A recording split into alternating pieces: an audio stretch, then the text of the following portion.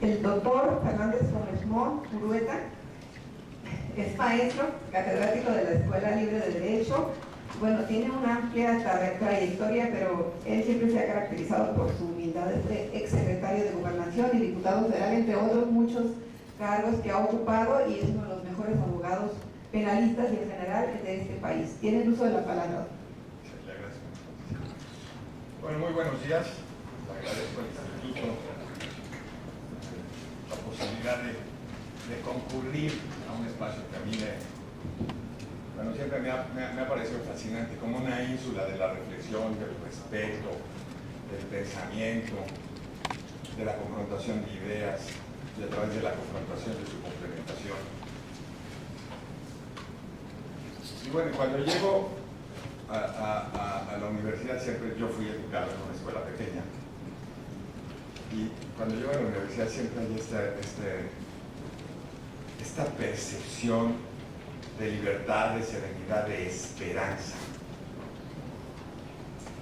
Y yo creo que es un atributo esencial. Nosotros somos una sociedad muy esperanzada, y cada vez que nos encontramos en estos espacios nos rendimos ante la tentación y la posibilidad de esperanza. Tal vez eso explique muchas veces cómo nos sentimos liberados de ciertas responsabilidades bajo ciertos supuestos, o con el como sí, queriendo creer que cuando sostenemos el discurso y nutrimos el discurso y cambiamos el discurso, fomentamos la esperanza y con ello nos cambia algo en la vida. Esa es una realidad que nos sostiene como sociedad y como comunidad, aunque a veces, obviamente, nos deja siempre a la esperanza de la responsabilidad real, de la responsabilidad frente a la historia. Creemos que con el discurso basta, o en el discurso desahogamos muchísimas de nuestras angustias, ansiedades, expectativas, y paramos el movimiento en el avión. Pero bueno, esto tiene que ver con lo que nos concurre hoy. Me pide que hable sobre cuáles son los retos para la enseñanza de la nueva justicia penalista, o sobre los juicios orales. Resulta central entender por qué este es un nuevo paradigma. ¿Cuál es el cambio de los juicios orales? Ojo, porque toda la construcción de esta esperanza, de esta nueva expectativa, se construye sobre la oralidad. ¿De qué huimos? ¿Qué dejamos? ¿Qué abandonamos en función de esta nueva posibilidad? Y si hay una contraposición respecto a la oralidad, es el silencio. Pero si en todo caso se tiene que sostener la comunicación, en el silencio nos queda la textualidad. Salimos y abandonamos la textualidad frente a la oralidad. ¿Por qué?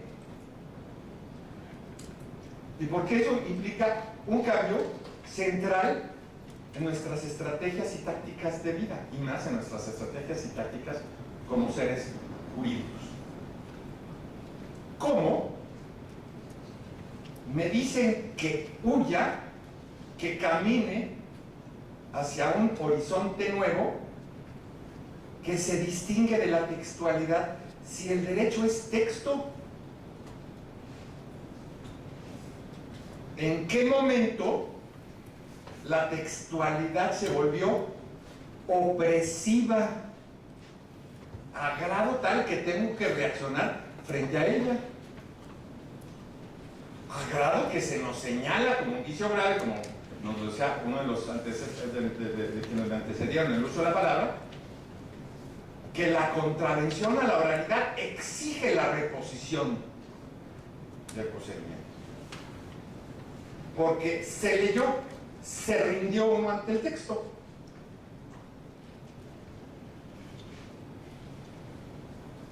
Existe en la Suprema Corte de Justicia de la Nación una denuncia fundamental de aquello que no estamos hablando.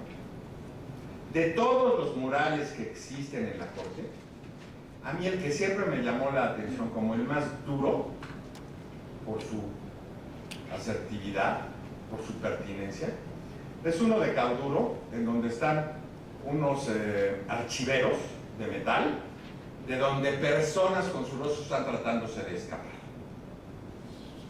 Y sí, es incuestionable que venimos de un modelo de pensamiento y de praxis jurídica donde dejamos que los textos, los expedientes y los documentos taparan los rostros de las personas. Y ahí está una diferencia central de a dónde queremos ir, si es cierto que esta decisión constitucional de la nueva justicia penal es una decisión cultural, un nuevo espacio para la esperanza, para la fuga hacia adelante. El texto, por esencia, desincorpora.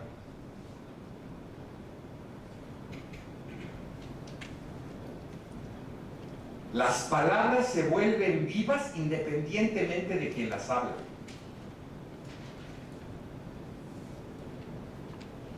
Se vuelven capturables por un nuevo hablante, que ni conoce el contexto en el que fueron producidas, ni a qué iban dirigidas. ¿Cuántas veces, frente a textos que uno produce, luego ve interpretaciones sorprendentes y completamente ajenas a la intención original del autor, de la experiencia, ¿no? Y puede verlas traicionadas precisamente en la razón contraria a lo que sostenía ese discurso. Miles de veces los textos que fueron motivo de reflexiones profundas y de debates profundos sobre la libertad se vuelven opresivos y se vuelven estricta en la justificación de la opresión y de los actos autoritarios y opresivos y destructivos de la libertad de las personas. Esta autonomía, esta distancia del texto al de la voz, es lo que se denuncia y se exige o se requiere que se vuelva a vincular la palabra al cuerpo. En nuestra lucha por abrir los archiveros y recuperar a las personas ahí secuestradas.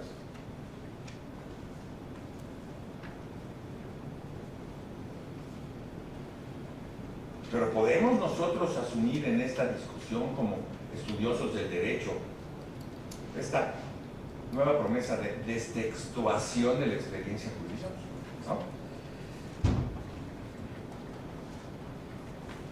Cuando menos hoy con los referentes que tenemos decimos no, o sea, yo puedo acudir a la oralidad, pero necesito que de alguna manera esa oralidad se convierta en lenguaje y ese lenguaje se traduzca en acciones y procesos institucionales y en resultados sociales.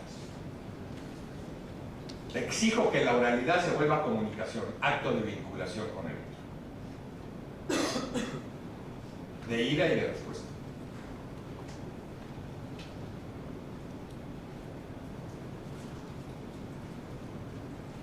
Solo pido no un abandono de la textualidad, sino una vigencia de la misma, que los textos se vuelvan vivos, que suenen, que se corporicen, que se humanicen porque son vividos, se vuelven materializados, se sensibilizan, se expresan a través de los sentidos, se observan, se escuchan. Y generan una reacción inmediata. La comunicación en sí surge. Y del procedimiento depende que se sostenga, no solo como un grito, sino como una obra.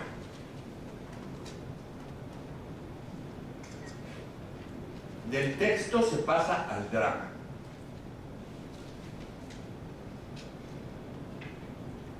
Y claro que no puede ser un drama sin guión. Está previsto, se busca que ese drama sea predecible, se contenga sobre ciertas expectativas de los que intervienen en el mismo, para que no se vuelva un viaje sin derrotero, un camino a la nada, un ejercicio sin propósito. Porque como toda obra humana, como toda obra inteligente, exige sentido, no solo desahogo, sentido. Y ese sentido es relevante porque busca provocar coincidencia de los que intervienen en el tiempo y en el espacio.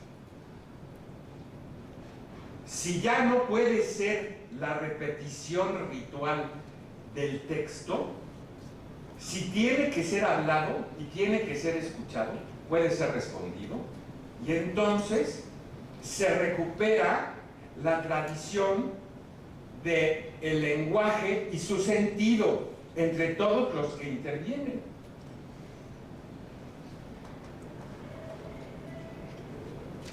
Y se provoca el debate frente a la pretensión de una parte, ¿qué responde la otra parte que se puede ver afectada por esa pretensión, si le parece correcta y justa? Y un tercero que se presupone ajeno a los intereses de las partes que comparecen para él, para estar mediando, como constantemente mediamos en el lenguaje, un sentido que pueda generar una coincidencia o que pueda generar una colaboración que se genere.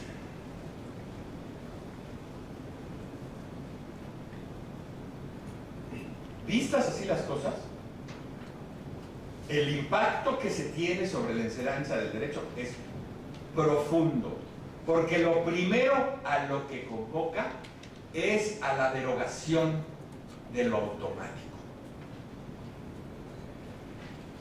Si como lenguaje está buscando constantemente su posibilidad de sentido, recupera el poder de la persuasión y la argumentación, porque solo tiene sentido al final aquello que se comparte, porque solo así se sostiene.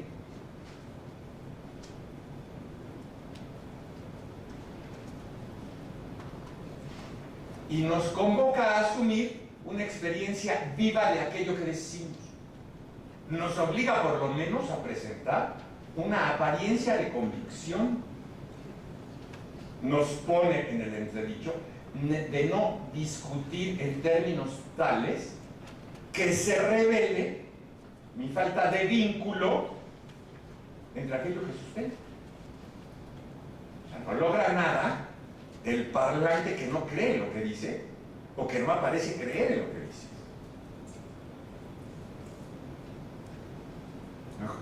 Mejor que yo he tenido grandes amigos míos en la política que de veras, siendo hombres de inteligencia, les costaba mucho trabajo defender aquello lo que no querían.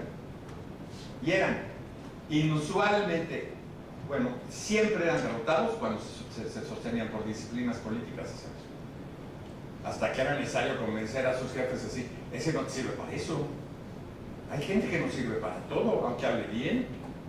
Porque no puede traicionarse, porque su fuerza está en la correspondencia de lo que se piensa, lo que se cree y lo que se dice.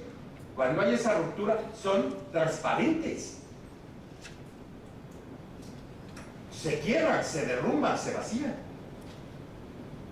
Entonces, ¿qué creen? ¿Qué cambio creen que se da en la enseñanza del derecho bajo estos nuevos parámetros? Que no basta saberse la regla. Hay que estar convencidos. La exigencia democrática sobre la enseñanza del derecho es que hoy convoca a una apropiación de los contenidos jurídicos, a que ya no pueden ser meros reproductores robotizados de los textos. Así no funcionan. Así no pueden operar en este nuevo sistema. Tienen que estar convencidos. tiene que empezar a hablar de la regla en primera voz.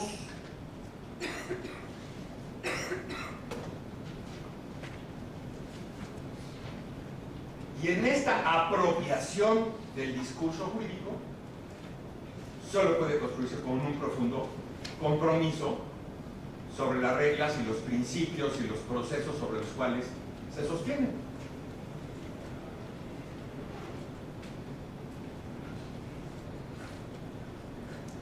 Ya la ley no puede ser la razón de otros, es una razón que se invoca como propia y con esa pasión. Bueno, eso es un cambio brutal en la enseñanza de derecho. Cuando lo que se busca al desentrañar la ley es una correspondencia entre quien investiga y el investigado, el vínculo es otro orden.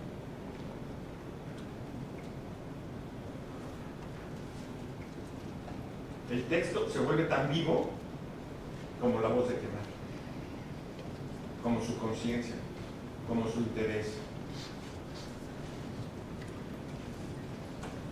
Así que la oralidad no es una mera característica o un principio secundario, una moda convoca a una respuesta y un compromiso mucho más profundo.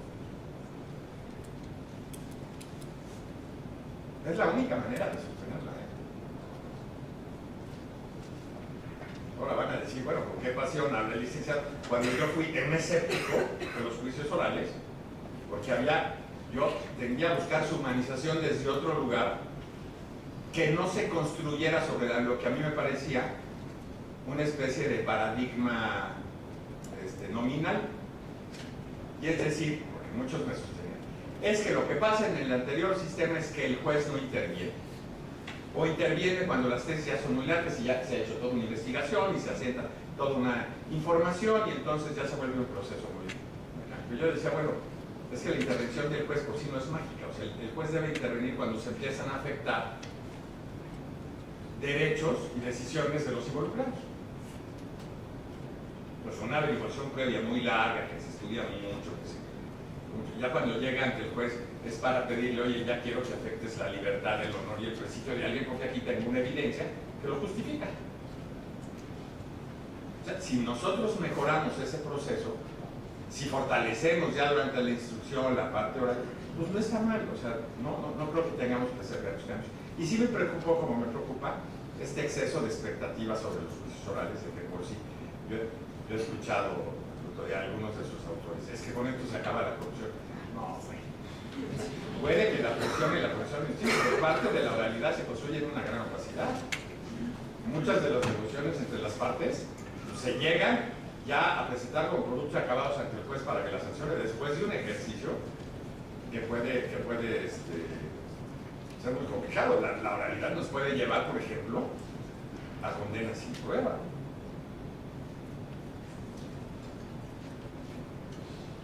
Así pues, sin embargo, ante el hecho de que una nueva manera de sostenerlo debe ser que no, es que si nosotros ponemos el centro de esto en una mayor inmediación judicial, nos vamos a equivocar. Tenemos que ir a la raíz más profunda de decir de la diferencia entre la textualidad y la oralidad, porque de ahí sí puede depender que tenga una vigencia, que tenga una resiedumbre, que tenga una potencia distinta allá. Debemos recordar que en el siglo XIX nuestros procedimientos eran muy parecidos a los juicios orales y Carranza plantea en su iniciativa de reformas a la Constitución de 57 el artículo como un artículo fundamental, como la potenciación del Ministerio Público para acabar con la tiranía de los jueces orales. O sea, o de los jueces de instrucción, perdón, había ya una experiencia, no los abogados tan modernos. Es cierto que ha evolucionado y que agarramos los procesos más sencillos, pero vamos al hecho de que nosotros en un procedimiento ya parecido lo encontramos pervertido. Y no nos extraña, cada vez que viene un movimiento donde nos revisamos como sociedad, véase por ejemplo Chiapas, las principales etiquetas, los primeros reclamos se dirigen a la justicia legal. Al final ahí ponemos muchísimo de nuestra propia manera de sostener nuestras esperanzas. Una segunda idea entre esta lógica de oralidad y textualidad es la noción del debido proceso. del cómo. Y viene una nueva diferencia. El debido proceso ha sido la solución sajona, o de las sociedades sajonas, para sostener las potestades públicas de la representación política. O sea, los sajones son muy convencidos de sus propias autonomías políticas y llegar a decir, si mis procesos democráticos dictan tal y cual cosa, no acepto procedimientos que me lo atemperen y que me digan lo contrario. Les cuesta muchísimo aceptar la justicia internacional y entrar en ese debate, porque ellos sostienen la virtud de una decisión política cuando ha sido adoptada democráticamente. Entonces, para ellos mucho de la democracia está construida sobre los modos. Y uno es cómo se construye, pues cómo se elige a quien decide, y dos, cómo se puede implementar una decisión en un aspecto de disparidad de pesos específicos. Todo procedimiento, especialmente en nuestra materia penal, está construido sobre una necesaria disparidad de pesos específicos.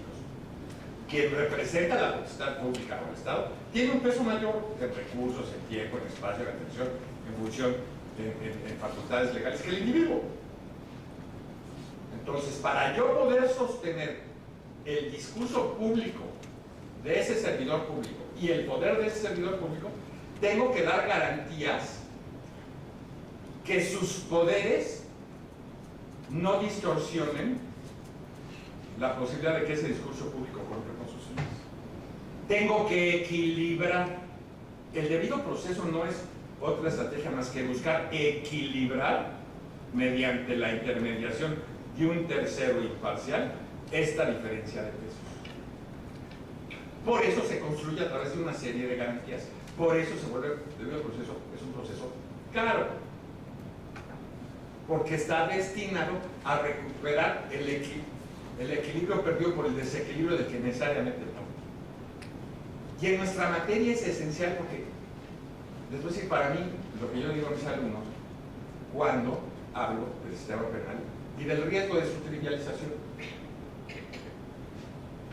La justicia penal en una sociedad democrática es una discriminación autorizada constitucionalmente entre seres humanos. El delincuente, ya así calificado, es restringido en sus derechos fundamentales. Y es una discriminación sobre la que tratamos de sostener el sistema. Si no metemos el debido proceso es lo más fascista que han escuchado. Pues así de fuerte es.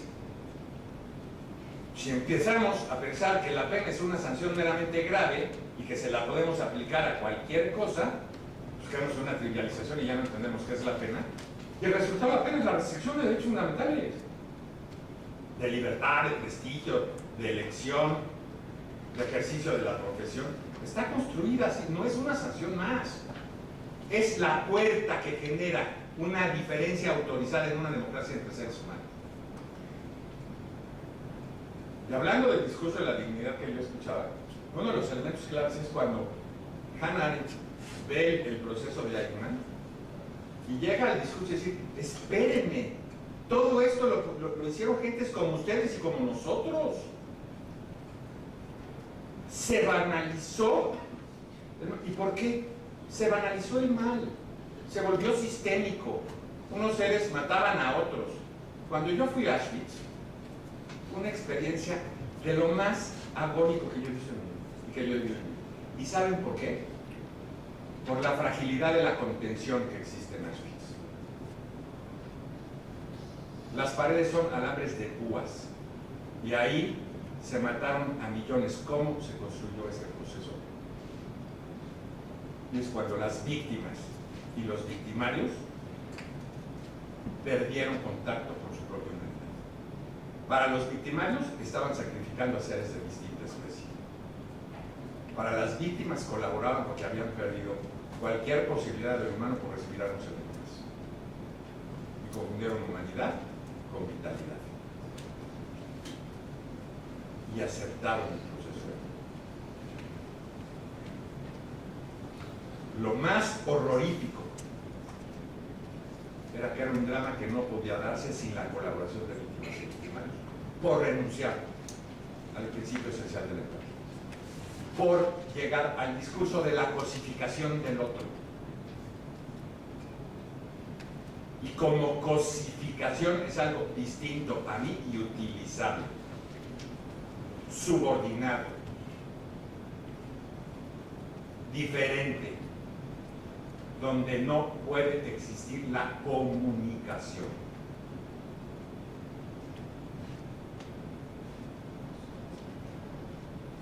Así pues, si en una democracia vamos a aceptar restricciones de derechos que no nos lleven a la cosificación del otro, pero que establezcan una diferencia sustancial entre el delincuente y los otros, y si no hemos podido encontrar otra solución de sostener principios, instituciones, convivencias, etc., para cuando menos desarrollar aquella que más lo amenaza, como es la violencia y la corrupción, tenemos que ser profundamente cuidadosos y entender que el debido proceso no solo son formas rituales y mágicas, sino búsqueda constante de equilibrio, modos de construir certidumbre, de desplegar conocimiento. De ahí que la enseñanza del derecho, sobre todo en las cuestiones procesales, constantemente sea central hacer la referencia a los principios que sostienen las reglas. Porque es lo que lo hace racional y razonable. ¿Por qué construimos esos equilibrios? ¿Cuáles son los principios que tratamos de sostener? Porque son los principios que dividen lo racional de lo irracional. Que la cárcel sea distinta al secuestro.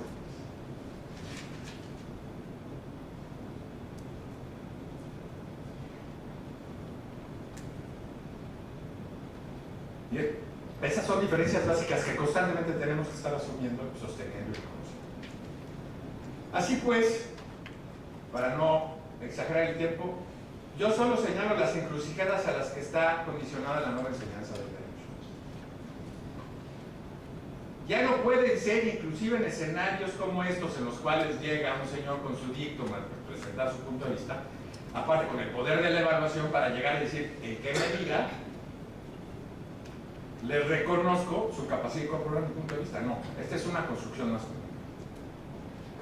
Como parte de un ejercicio del cuerpo, exige lo que exigen muchísimos actores que constantemente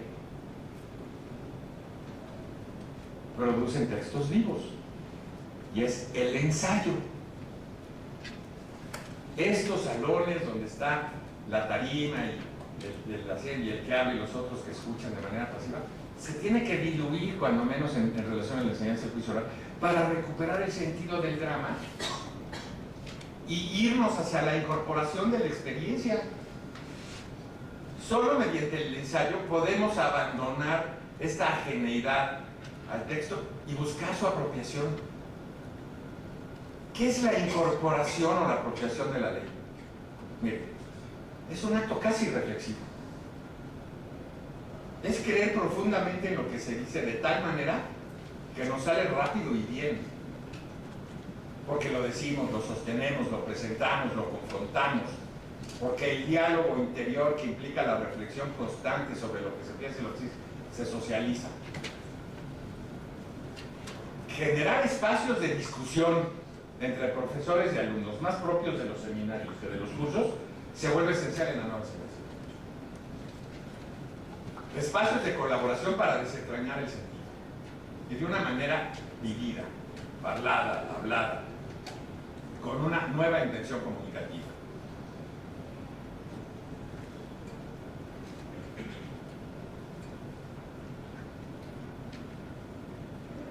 La argumentación como ejercicio de reflexión y de comunicación lograda se vuelve importante.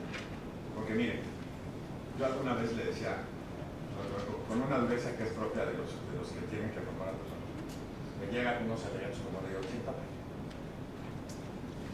Ya habíamos discutido el caso. Yo le había pedido que me formara los alegatos que había que presentar. Se trataba aparte pocas horas o un día para que se nos venciera el caso. Entonces, la impaciencia fue mayor. Y yo recuerdo cuando le dije, oye, Cristo, yo muchísimos abogados que esconden la falta de idea en el exceso de palabras. Muchísimo. No, bueno, no, es uno de los grandes fastidios de nuestra cultura formalista. Pero lo que me parece criminal es esconder la idea en excesos de palabras. Eso sí me parece, si tienes ideas, pero carecen de una potencia brutal por tu ejercicio abusivo de las palabras, de los adjetivos, de las nociones. ¿No sabes cómo debilitas con eso la potencia de tu argumentación? Y te voy a decir, retírate. Y al día siguiente, a rato de la noche, le presenté una alternativa de 10 páginas. Pero yo súper resentido, que me hagan trabajar toda la noche. Entonces, en este nuevo ejercicio de la argumentación, entender que debe ser un espacio sintético, porque sí busca la comunicación, no nada más la impresión. De ahí que uno de los nuevos riesgos sobre la oralidad y sobre los modos de enseñanza es que confundamos la argumentación con la retórica. No es lo mismo la persuasión política que la argumentación política. No tienen las mismas intenciones, ni van a lograr de ahí que se segmente el procedimiento en su instrucción y su juicio, ni van a lograr un efectismo en esta percepción del discurso de cierre, donde ¿no? se convence al jurado, y un poco esta dramatización de buscar estrictamente su lado emocional y con ello una respuesta irracional frente al caso que se plantea, no es propio del procedimiento que está aplicando. Y sí es propio de algunas de las debilidades que se han denotado en los sistemas orales modernos, ¿no? Entonces, pues frente a nuestra capacidad de apropiación, tenemos que buscar la síntesis, el orden de las ideas. Hay veces que las cosas son tan sencillas como expresar la idea de la manera más clara, presentarla como evidencia. Un te quiero muchas veces pasa mejor que cualquier, como 10 serenatas. Pues así también pasa en estas cosas. La apropiación pasa por la sinceridad relativa a la vida. Así pues, la enseñanza del nuevo derecho de los nuevos justiciores pasa por varios retos, por algunas transformaciones culturales. No va a ser pronto. Estos espacios de reflexión se van a reiterar, y vamos a caer. Bueno, parte de la ventaja de un código nacional es que se uniformen ciertas reglas en todo el país para tratar de ver que esta discusión y este proceso de aprendizaje pueda estar un poco más contenido. Pero también con el riesgo de que alguien lo quiera automatizar, porque a mí sí me preocupa un procedimiento demasiado reglado, porque se le desalma del sentido común del juzgador y de las partes que lo construyen durante todas las audiencias. Porque al final lo que puede ayudar a compartir cierto sentido común de cómo entender la realidad del hecho que se está juzgando. Y bajo de qué parámetros de comunicación este tiene que ser procesado. La sobrereglamentación en el Código Nacional solo puede ser más peligrosa que esperanzadora. Lo que pasa es que hay que tener paciencia. Hay que tener paciencia. Hay curvas de aprendizaje, Patricia aquí nos puede hablar de algunas, por ser pionera y de un estado pionero en la construcción de estos procesos.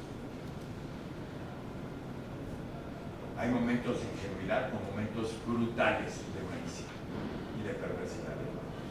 Como todo ejercicio de buena fe, como toda construcción social que tenga su autenticidad, su honorabilidad y su integridad, pasa por ir encontrándonos en la experiencia. ¿Cuál es la diferencia central? En la oralidad hay menos opacidad. En la dramatización del proceso hay un testimonio mucho más claro del observador. Yo en mis primeras experiencias procesales, una cosa que me parece encantadora, es cuando yo tuve, fue un amparo contra una autovinculación. Pues a mí no me dieron una copia certificada de un escrito, me dieron el video de la audiencia, y eso fue lo que presenté como prueba, y eso es lo que discutí en mi demanda. Al minuto tal, el juez expresa tal, y en este sentido, esta es una expresión del derecho frente a la cual yo me quejo, me duelo.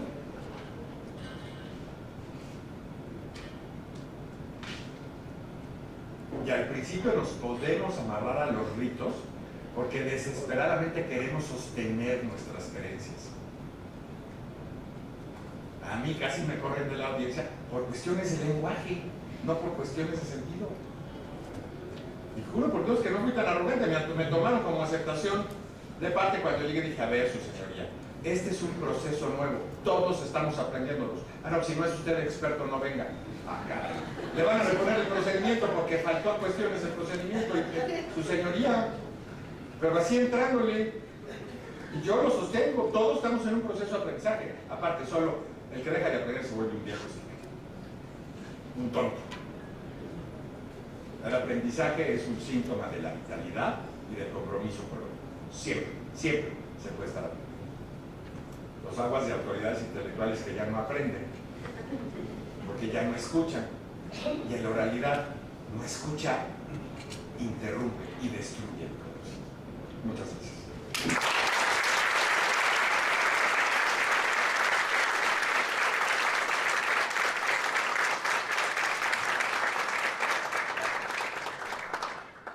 Como siempre, maestro, brillante con todas sus ideas. Yo creo que es de muchos seminarios y cursos y conferencias donde hemos estado, donde se incorpora por primera vez este tema tan interesante de la diferencia entre textualidad y oralidad y la corporización de lo que es propiamente la palabra hablada.